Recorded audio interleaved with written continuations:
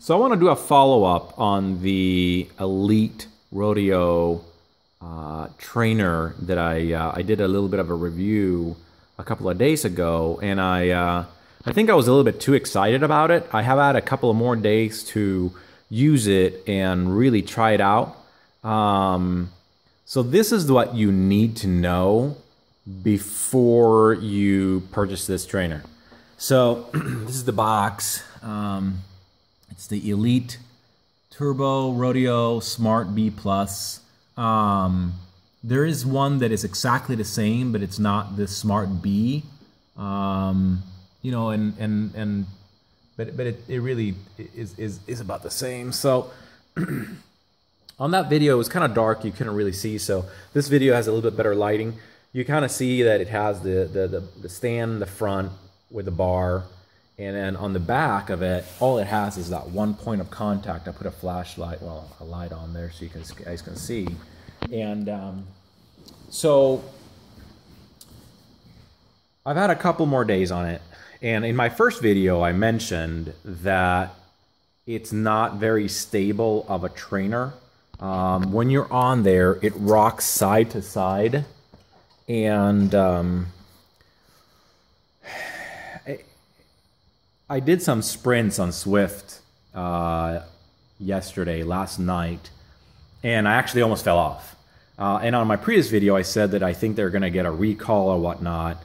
And so the number one thing I want to mention is it was so unstable that it gets a strike down. That's the first strike right there. So that's the first strike for me. I could, if that was the only thing, the issue with it, you know, I could learn to just be a little bit more delicate on it and whatnot and say, I can still live with it. So that's strike one.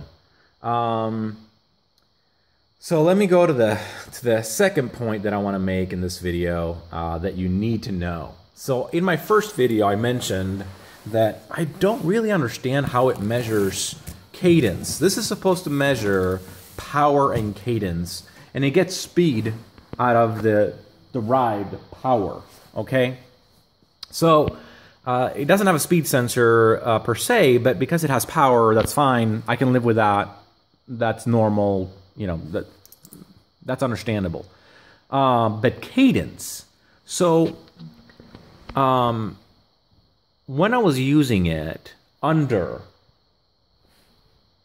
the 90 cadence mark, then it was actually doing a pretty good job in showing the right cadence. So as soon as I went above 90 cadence, which for me, it's often, I try to spin, you know, spinners are winners, right? So as soon as I went above, there's enough rocking that because it doesn't actually have a cadence sensor anywhere, it actually measures cadence almost based on how much it rocks back and forth. I mean, I was going it was showing 90-some cadence, 95, 97, and then it would like jump up to like 180, and I don't produce 180 cadence. It was so inaccurate that for me as a cyclist, and maybe I'm OCD when it comes to data, you know, I want to know the speed, the power, the cadence. I want to stick to a certain program. I want to really work certain angles of my training because of that. And cadence is one of those things where I will work hard to stay at a certain cadence and you know, if I want to push, okay, today I want to do high cadence, you know, 95 consistently, then that's pretty important. So that's strike two right there. And the final thing that I want to talk about when it comes to this trainer is resistance. So this trainer has a 3 kilogram flywheel, which is relatively relatively low. It's not the highest. The higher the weight of the flywheel, the more inertia you can build up, and it's a little bit more accurate road feel.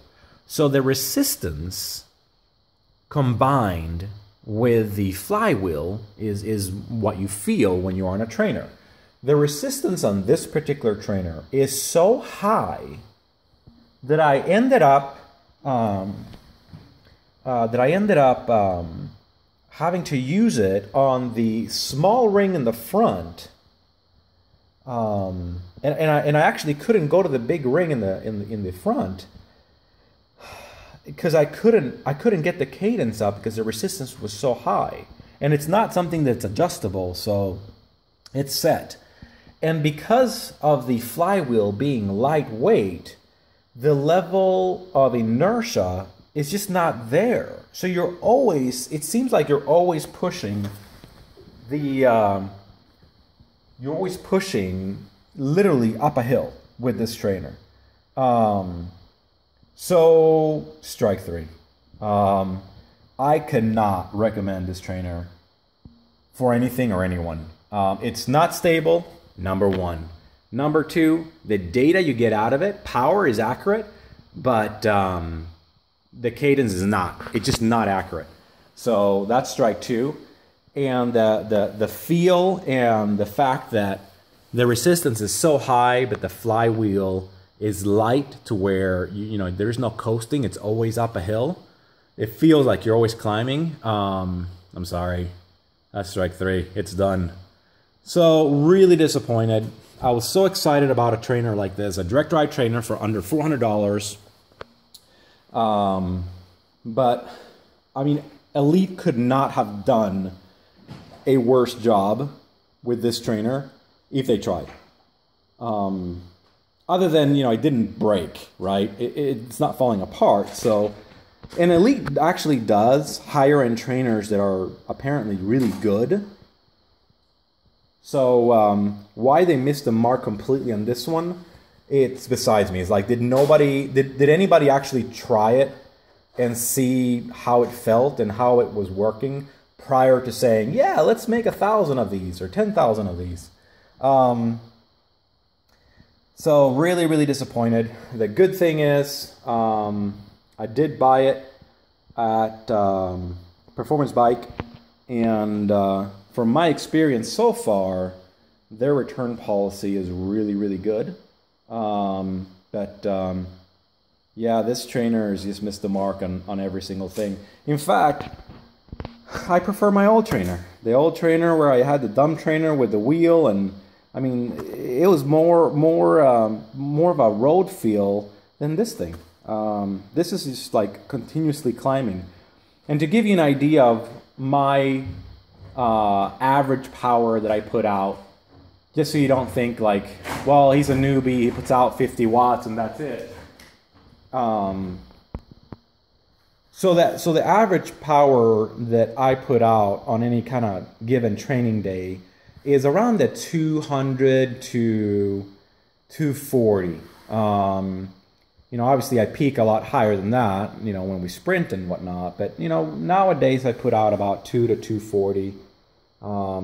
So if you're putting out, let me put it this way, if you're putting out as an average well above 300 watts, maybe this trainer might work for you based on the resistance. I'm saying based on the resistance, not based on the lack that it doesn't do accurate cadence and the stability issues.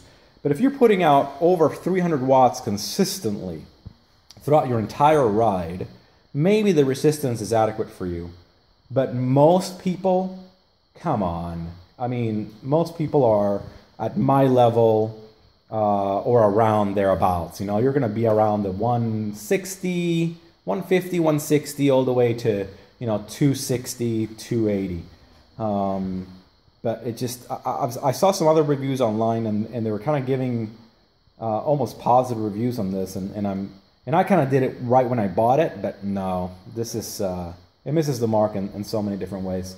Hey, thanks for watching. I just wanted you guys to know so you're not spending your hard-earned money and going through the pains that I've gone through. So thanks for watching. Check out some of my other videos. If you think this review helped you, give it a thumbs up. Why don't you subscribe and support my channel. Take care. Ride safe.